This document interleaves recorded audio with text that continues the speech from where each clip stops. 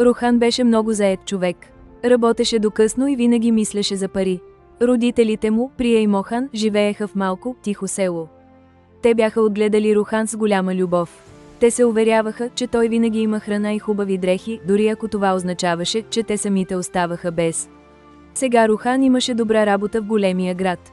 Той им изпращаше пари всеки месец, мислейки, че това е достатъчно. Рядко им се обаждаше и никога не ги посещаваше. Един ден се разболя и трябваше да се прибере. Когато пристигна, майка му се втурна към кухнята. Тя му направи любимата му зеленчукова супа от детството. Той изяде простата, топла супа и почувства огромно облегчение. Рухан си спомни безбройните пъти, когато те се грижеха за него, без да искат нищо в замяна. Погледна баща си, чието ръце бяха уморени от години работа. Той видя тихата радост в очите на майка си само защото беше у дома. Парите, които изпращаше, никога не можеха да купят това истинско щастие. Той осъзна, трябва да забавя темпото. Трябва да намеря време за тях. Истинското богатство не са само парите. Това е любовта и щастието, които споделяме с хората, които са ни дали всичко. Трябва да се уверим, че са щастливи и се чувстват ценени всеки ден.